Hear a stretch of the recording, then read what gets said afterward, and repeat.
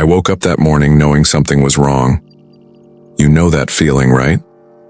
When the air feels heavier, when the silence in the house sounds different. I was 12 years old, standing in the hallway of my grandmother's mansion, and I could hear my father's voice echoing through the marble floors. He was arguing with Uncle Richard again, but this time it was different. This time I heard something break, and then I heard my mother scream. That was the day everything changed.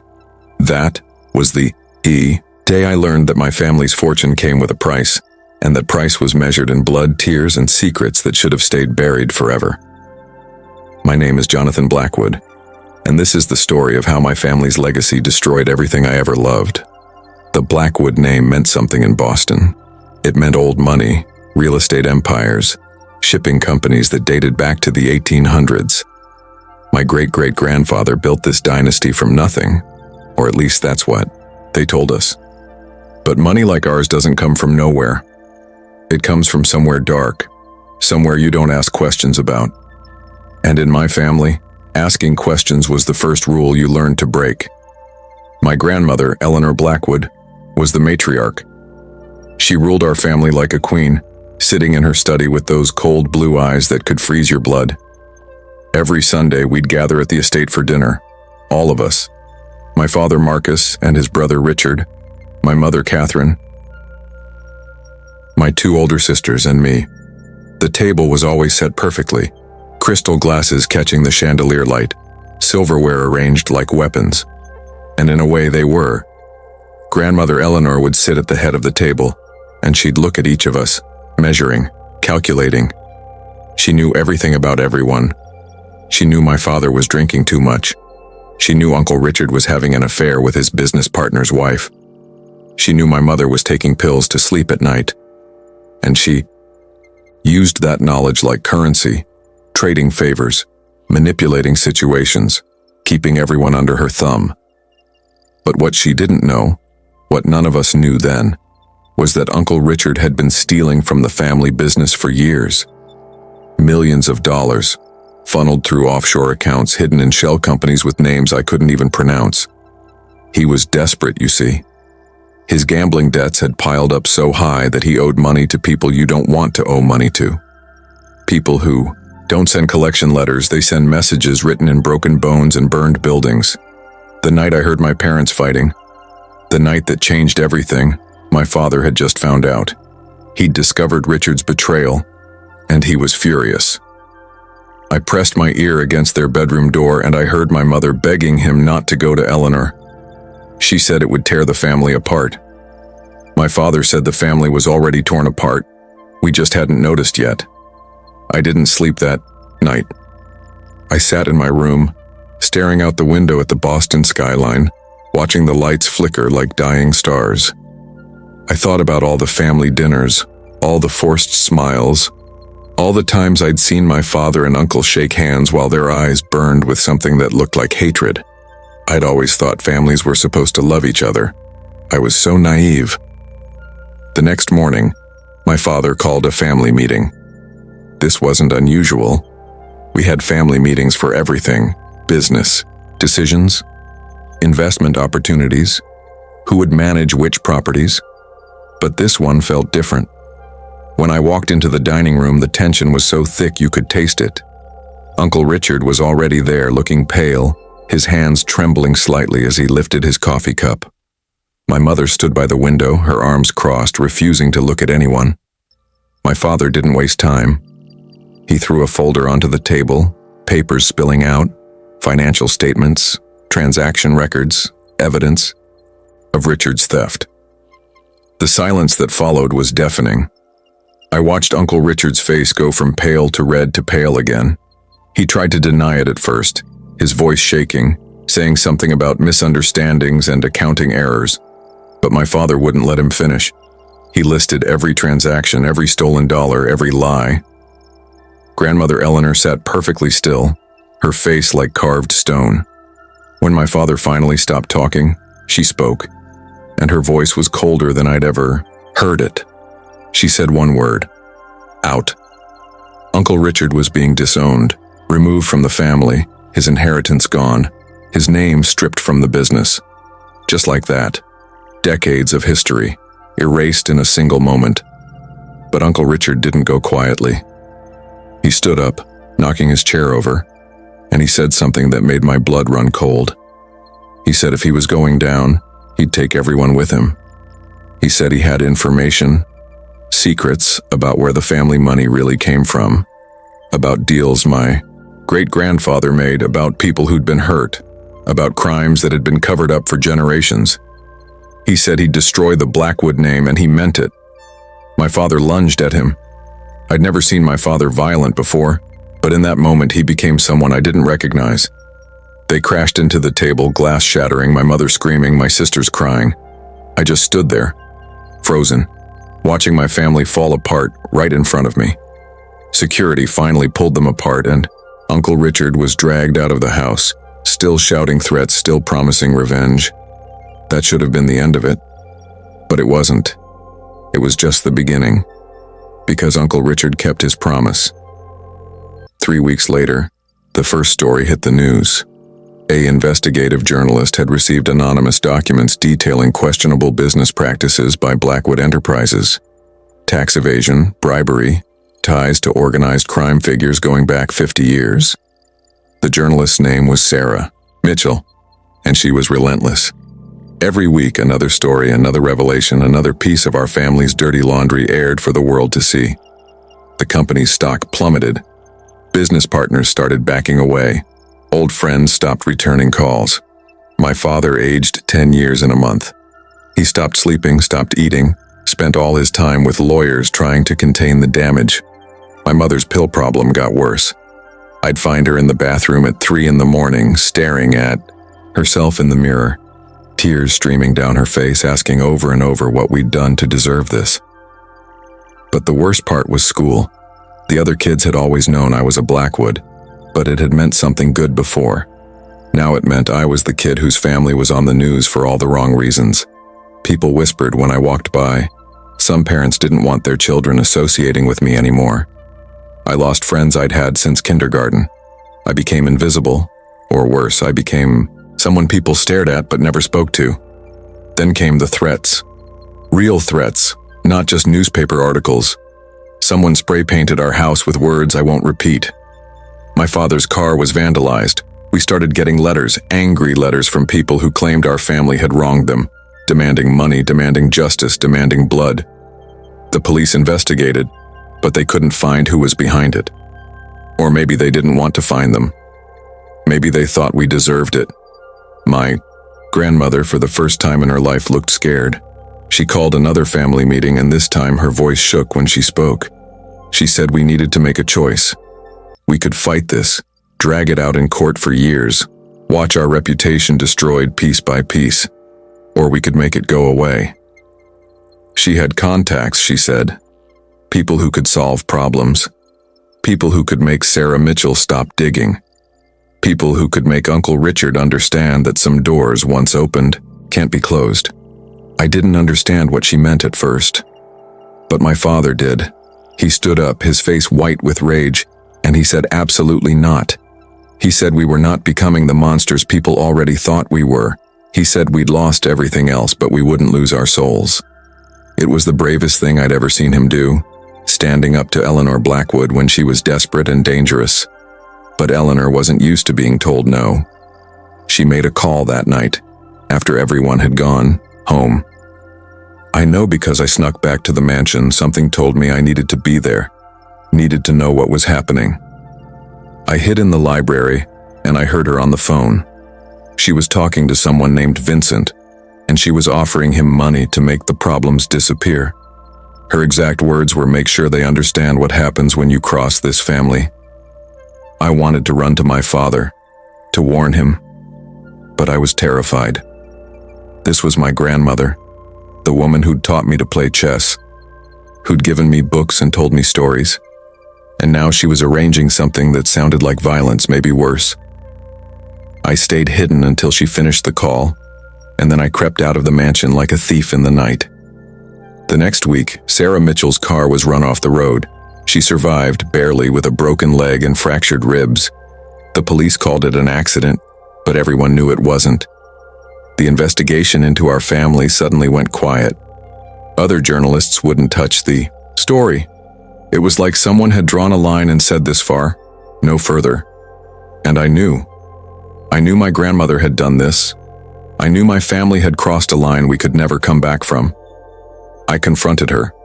I was 13 years old, and I walked into Eleanor Blackwood's study and I told her I knew what she'd done. She didn't deny it. She just looked at me with those cold blue eyes and said I was too young to understand. She said sometimes you have to do terrible things to protect what matters. She said the Blackwood legacy was more important than any one person's comfort or conscience. She said I'd understand when I was older, when I had something worth protecting. But I never understood. I never will. Because 2 weeks later, Uncle Richard was found dead in his apartment. The official report said it was a heart attack, but he was only 45 years old, and he'd been healthy. I didn't believe it. My father didn't believe it. We looked at each other across the dinner table that night, and I saw the same horror in his eyes that I felt in my chest. My grandmother had won. She'd eliminated the threat, protected the family name, and all it cost was everything we'd ever believed about ourselves. My father left after that. Just packed his bags one night and disappeared. My mother found a note saying he couldn't do this anymore, couldn't be part of this family, couldn't look at Eleanor without seeing a murderer. He didn't say where he was going. He didn't ask us to come with him. He just left, and I understood why. Some burdens are too heavy to share. Some sins are too dark to witness. The family fractured completely after that. My sisters went to live with my mother's parents in California. My mother checked herself into a facility for her addiction, said she needed to get clean, needed to clear her head. And me? I stayed with Eleanor. Someone had to, and somehow it became my job. I was 14 years old and I was living alone in a mansion with a woman who might have ordered 2 people dead. Those years were strange. Eleanor never talked about what happened. She went on running the business, attending charity galas, playing the role of the dignified matriarch. But something had changed in her. She was quieter, more withdrawn. Sometimes I'd find her in the study late at night, staring at old family photos, tears on her cheeks. She was haunted, I realized. The ghosts of her choices were catching up with her. I learned the business during those years, Eleanor insisted. She said someone needed to carry on the Blackwood name. Someone needed to understand how to manage the empire. I didn't want to, but I had nowhere else to go. Nothing else to do. So I learned about real estate and investments and shipping routes. I learned about offshore accounts and tax shelters and legal loopholes. And I learned about the dark side too. The side Eleanor tried to hide but couldn't completely. The bribes, the threats, the deals made in shadowy rooms with shadowy people. The Blackwood fortune was built on sand, and underneath that sand was blood. When I was 18, I found the documents. They were hidden in Eleanor's safe, and I only found them because she was in the hospital with pneumonia, and she'd given me the combination in case of emergency. Letters, contracts, photographs going back generations, evidence of everything Uncle Richard had threatened to expose and more. My great-grandfather had made his fortune during Prohibition, running liquor with mob connections. My grandfather had expanded the business using extortion and intimidation. Every generation of Blackwoods had added their own sins to the pile until it became this massive, ugly thing that we called a legacy. I took the documents to Eleanor's hospital room. She was weak, struggling to breathe. But when she saw what I was holding, her eyes went wide with panic. I asked her if it was worth it. All the lies, all the violence, all the destroyed lives. Was the money worth it? Was the Blackwood name worth it?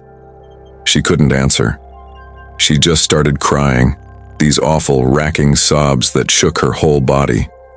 A nurse came running, thought she was having a medical crisis. But it wasn't medical. It was spiritual. She was finally, after all these years, confronting what she'd done. She died 3 days later. The doctors said it was the pneumonia, but I think it was guilt. I think the weight of the Blackwood legacy finally crushed her. The funeral was small. Most people had stopped associating with our family by then. My father came, looking older and sadder than I remembered. My mother came, sober for 6 months, holding on to her sobriety like a lifeline. My sisters came, strangers to me now after years apart. We stood around Eleanor's grave and nobody cried except me. And I wasn't crying for her. I was crying for all of us, for the family we could have been if we'd chosen differently. I inherited everything. The estate, the business, the whole corrupt empire. My lawyers read the will, and I listened to the list of properties and assets, and all I could think was, this is blood money. Every dollar was earned through someone else's pain, and I had a choice to make. I could continue the legacy, become another Blackwood ruler maintaining the empire through whatever means necessary. Or I could end it. I chose to end it. I spent the next year dismantling everything Eleanor had built. I sold properties, liquidated assets, settled old debts, made restitution to people and families my ancestors had wronged. The lawyers thought I was insane, throwing away billions of dollars. Maybe I was, but I couldn't carry that weight anymore. I couldn't be part of that legacy of sorrows. I kept enough to live on. Nothing extravagant, just enough to be comfortable. The rest I gave away, donated to charities, established funds for victims of organized crime, supported investigative journalism in Sarah Mitchell's name. She'd recovered from her accident, but she'd stopped reporting. I wanted to give her back her voice even if I couldn't give her back what my family had taken. My father and I reconciled. He understood what I'd done, said he was proud of me for having the courage he'd lacked. We meet for coffee now every week and we talk about normal things like sports and weather and books. We never mention the Blackwood name. That name died with Eleanor.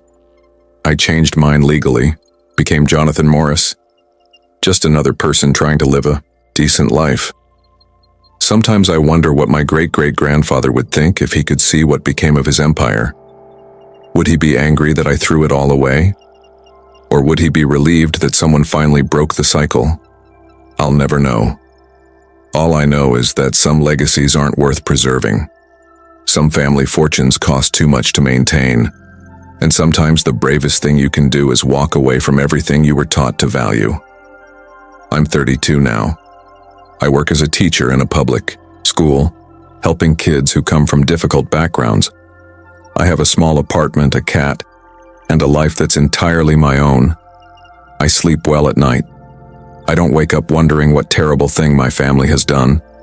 I don't carry the weight of generations of sins on my shoulders anymore. I'm free in a way no Blackwood has ever been free. But I think about them sometimes. Uncle Richard, desperate and doomed. My father, brave enough to walk away. My mother, fighting her own demons. Eleanor, powerful and terrible and ultimately broken by her own choices. And I think about that 12-year-old boy standing in the hallway, hearing his family fall apart, not knowing that it was the first step toward something better, something real, something worth having. The Blackwood legacy is over. The empire is gone. The name is forgotten. And I'm okay with that. More than okay. Because I learned something that Eleanor never understood. You can't build anything good on a foundation of pain. You can't create a lasting legacy through fear and violence. Real legacy isn't about money or power or family names. It's about the lives you touch, the good you do, the person you choose to be when nobody's watching. This is my story. This is how I escaped the legacy of sorrows and found something worth living for. And if you're carrying a burden that isn't yours, if you're trapped by expectations and family history and sins you didn't commit, I want you to know something. You can walk away. You can choose differently. You can break the cycle. It won't be easy. People will think you're crazy. But on the other side of that choice is freedom. Real freedom. And that's worth more than any fortune, any name, any legacy. Trust me, I know.